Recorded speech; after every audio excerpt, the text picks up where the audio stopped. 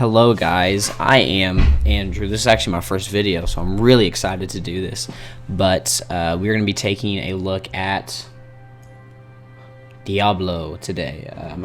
I'll put myself right here, scale myself down a bit, so y'all can see what's going on. Ooh. There we go. I'm just using OBS right now, but we're going to be getting into it. I'm really excited to do this. I think the Lord's been putting it on my heart to do this, to do a video about Diablo II Resurrected, and to take a look to see if it's something that is, worth playing, or is it even appropriate to play, because different games nowadays can be super secular and different things like that. So, and I really enjoy actually playing this game, and the theology that actually has some cool theology stuff, and there's some okay parts, and we'll get into it. But with that being said, let's get to it. So we're gonna jump right in and jump right into it. So the first thing I want to talk about is the characters, which you can see right now. I am the paladin. There's different characters, and actually let's create a new character right now. Okay, so here's what I'm talking about. So you have the different characters when you're playing Diablo, and I want to start out with that because that's the main thing that you're going to see, and you're going to be playing as the whole time in Diablo. So for the characters, what I actually initially first played, and this is actually a character that I played back in Diablo 3 as well, was the Necromancer. To me, it was very appealing. It was something, to me, it was just a really cool character, to be able to raise a skeleton, these different things, and you can even see, summoning undead minions and cursing his enemies are his specialties. Which, looking back at it, right, it doesn't look like a too good of a character, even Christian-like character, and that's, I guess, what I want this to be focused on, is to think biblically and critically of everything in life, and this including it. Even the characters that I play, I want to be able to honor and glorify the Lord in that.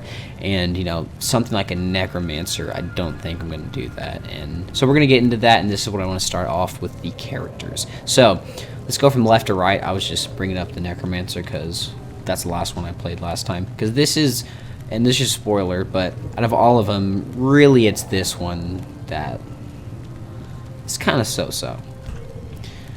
But from left to right, we have the Amazon. Okay, I have to record this after the fact, but whatever. Talking about the Amazon. Honestly, I covered everything, but I just didn't actually show the Amazon. So I'm actually going to put this before the clip talking about the Amazon, so you can actually see what she looks like, because I was talking about her the whole time, but y'all didn't even see her. So I'll show y'all right quick. I'll just be on this side this time. Let's create new. Okay, so the Amazon looks like this. So put this in the back of your mind, and this is what the Amazon looks like. I explained everything when I talked about her, but I just wanted to show y'all because I noticed that my face was covering the Amazon. So not too bad. Could use better clothing for sure, but not too bad. Just impractical. I mean, come on, girl. Put some leather on your thighs. Anyways, but yeah. All right, continue. Honestly, it's just the Amazon. It's a Amazon. I don't have any sort of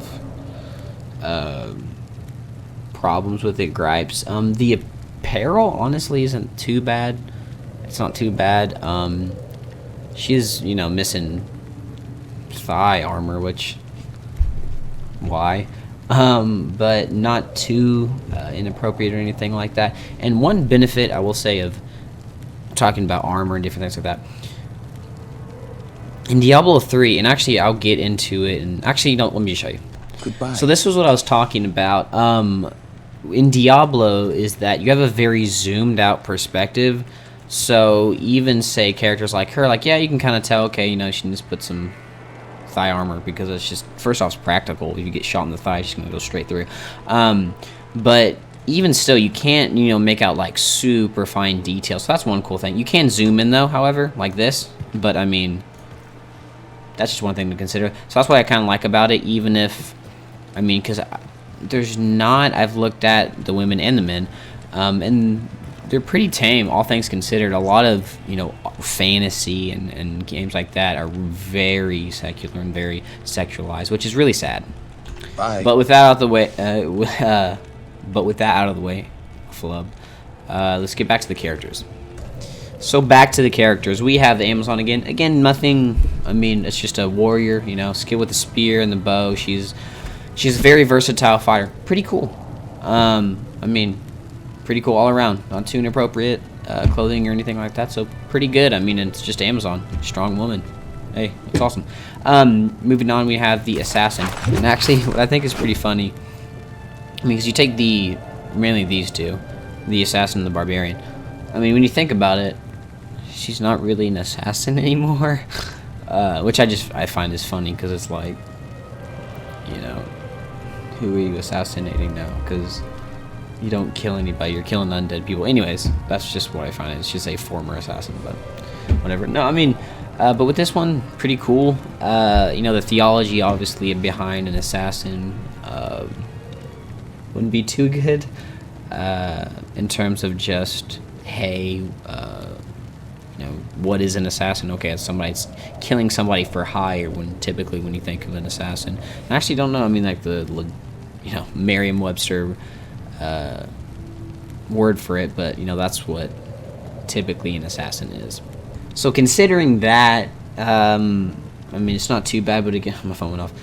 But again, you look at it, it should say former assassin, because she's not killing anybody anymore, nor even getting really paid or reward for it. And that's actually what I really like about the campaign of this game and the story. It's really cool. And we'll get into that later, but she's just killing demons, and that's the same with all of these characters. They're gonna be killing demons, fighting bad guys. You're the good guy actually in this story, because you're hunting down this dude. It's Wander. He's trying to raise Diablo back and try to defeat Diablo. So you're actually fighting for a good cause. It's not just it's not just like it says you're the good guy, and really in reality you're like the bad guy. So moving on, we have the Necromancer. This one is the most problematic. Let's go over all of them, and then we'll circle back to this one, because everybody except for the Necromancer is problematic. So let's go to him last. I'll save him for last, because he's the one I'm going to explain most and get kind of deep in theology and things like that. So, Barbarian. It's just a barbarian. It's just almost essentially a Viking dude. One thing is, and I know typically, I think Viking armor could be, or barbarian armor could be like that, but still, he could be more dressed up. Don't gotta be showing the chest. It's a piece of lint. And to all the people, I do want to address this to all the people that are saying, "Wow, Andrew, you're going insanely critical," and you're saying, "Wow, he's showing his chest," but it's true. And even the assassin, you can cover that up. Just saying. We need to be, I think personally, she could cover that. Because the thing is too, not that these people are naked, but we're not supposed to be like that. We're not supposed to see men or women naked, and that includes men or women. So it's not just men, oh, it's whatever, men can see other men naked. No, it's, that is something only for a man and wife. Man and wife, not man to man, not wife, not wife, not woman to woman. It's only for men and wife to see each other unclothed, and this is getting close to that. So you'd say, okay, you wouldn't pull up to a church without any shirt on. It's the same example in this. And yes, honestly, I am going hypercritical, because I want my life to be hypercritical, so that in any way possible I can honor and glorify the Lord. That's the bottom line. So, but and that's the point of this whole channel too, is to think hypercritically, to think critically of everything that we do in the world, to be able to honor and glorify the Lord. But Barbarian, he's okay. I mean, just close quarters combat, pretty cool. Paladin. Paladin is actually one I really do like.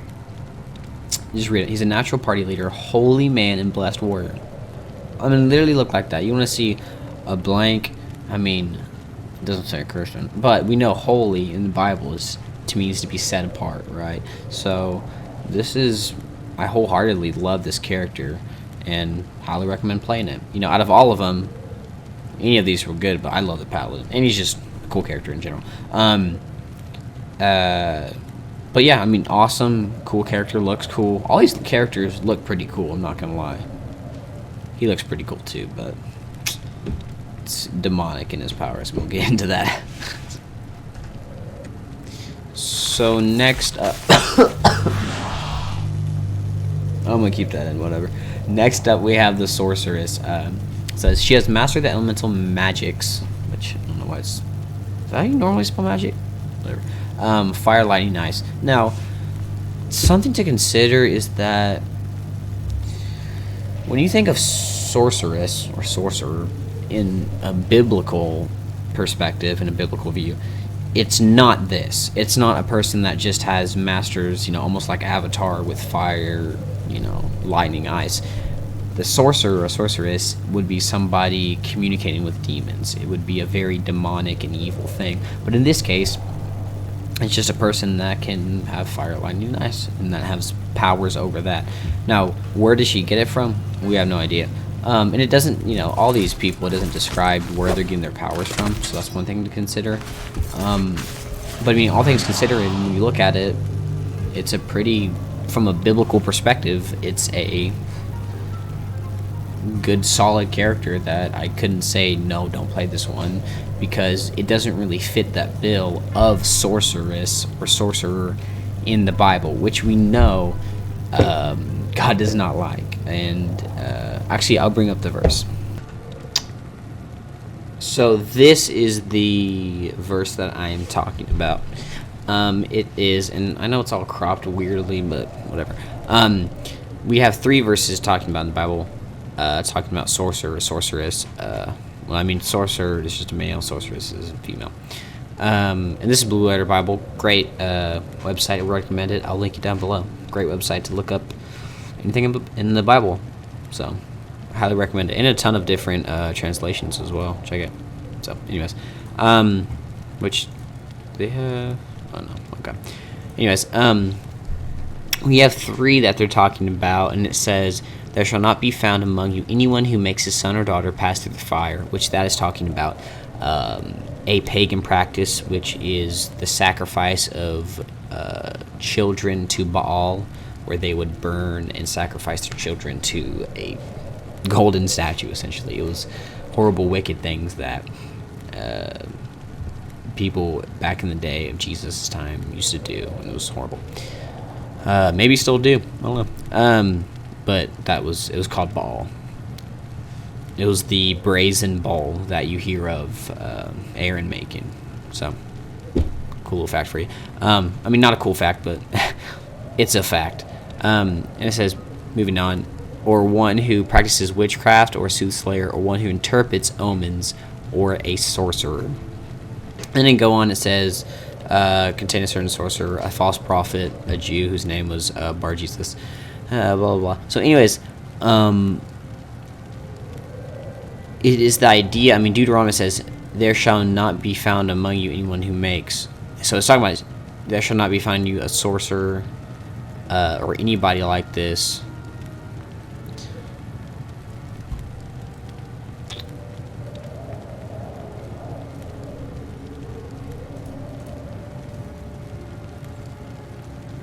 I'm thinking of a different verse.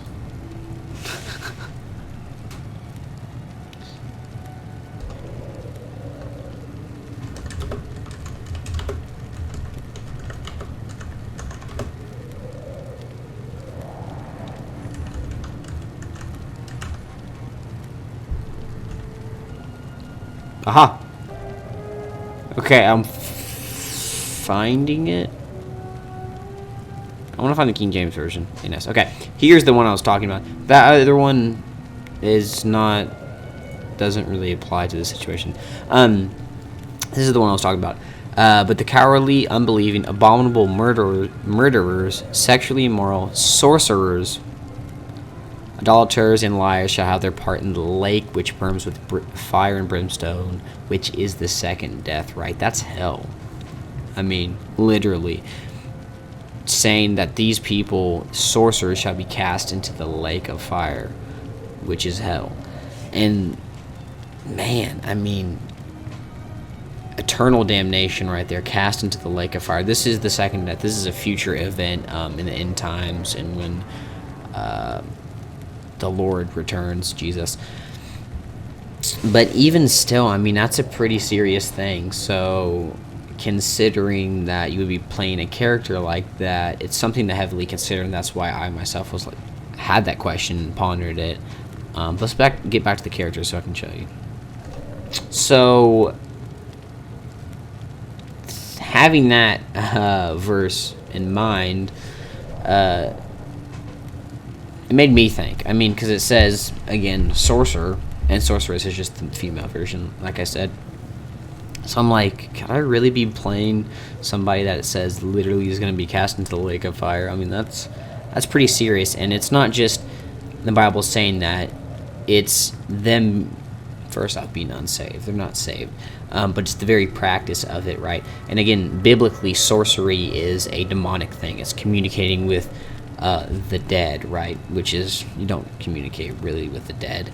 You know, it's communicating with demons, doing these demonic things, and that's what a sorcerer or sorceress would do.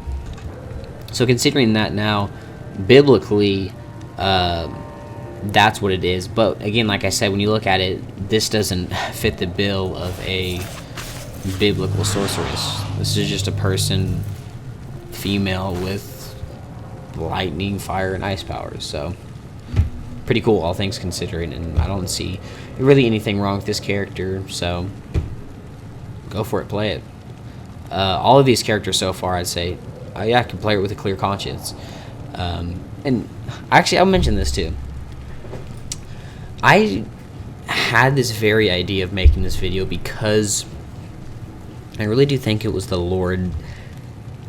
I didn't have a clear conscience. I was playing, and I was playing the Necromancer, and again, that's the most deeply theological one, but I just didn't have a good conscience. I was sitting there, I was like, you know, is it okay for me to play something like somebody like this, right? Is it okay?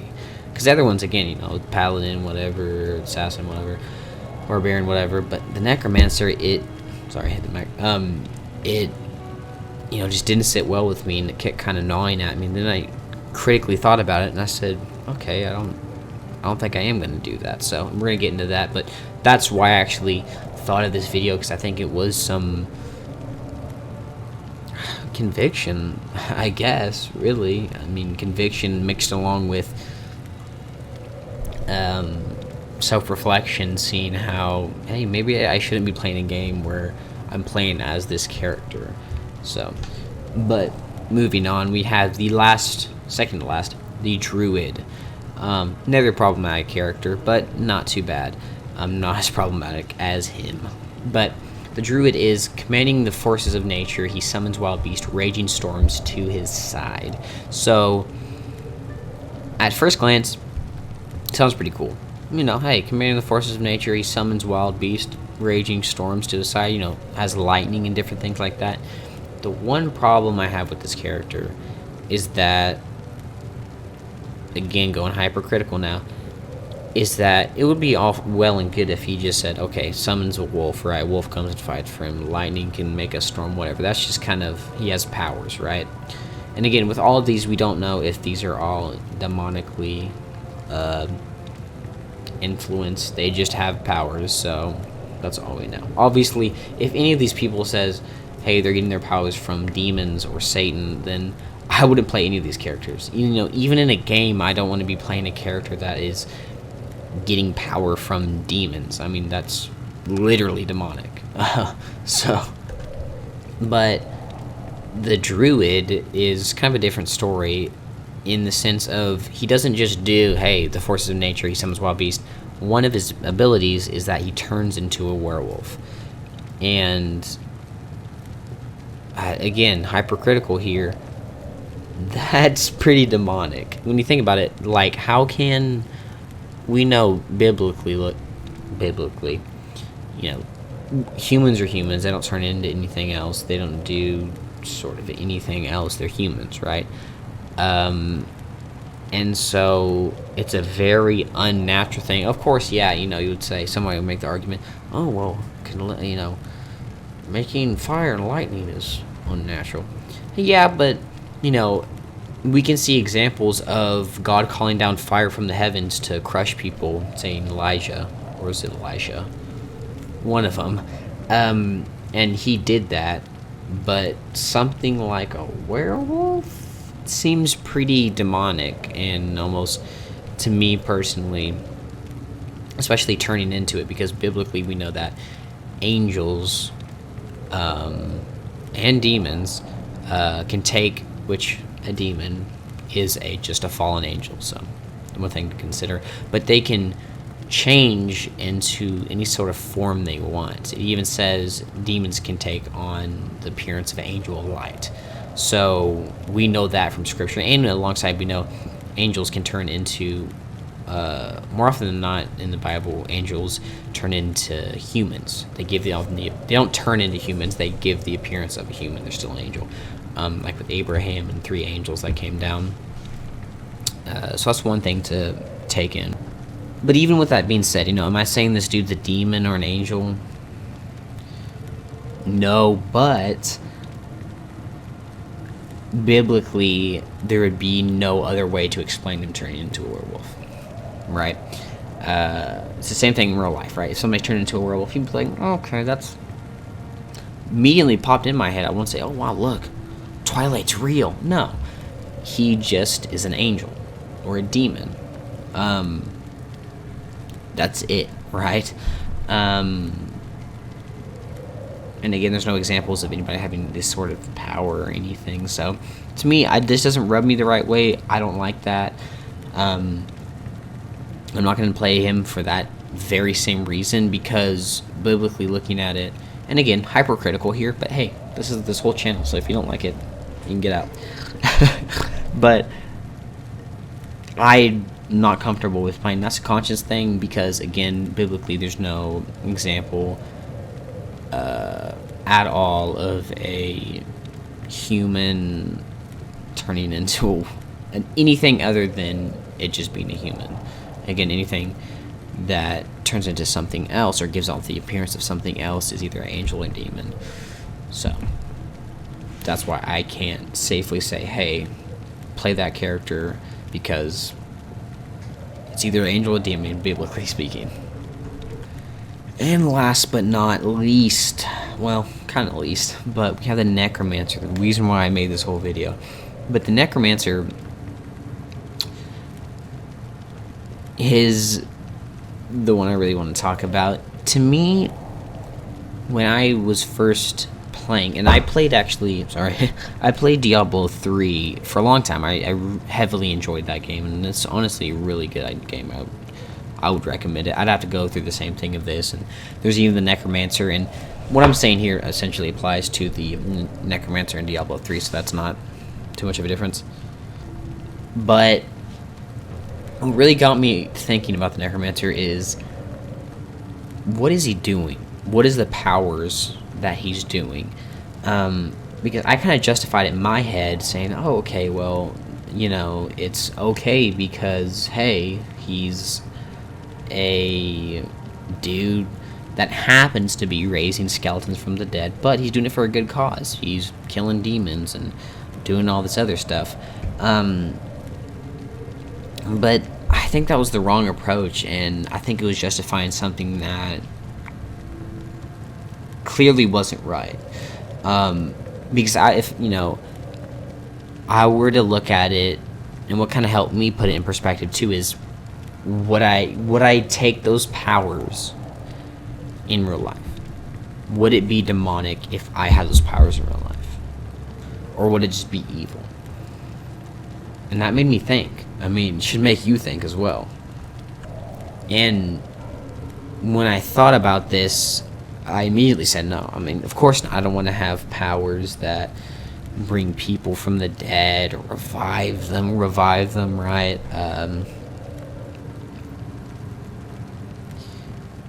Or raise a skeleton. Because when I think about it, biblically we know that only God can give life. That's it, period. Only God can give life. Only God is in control of that.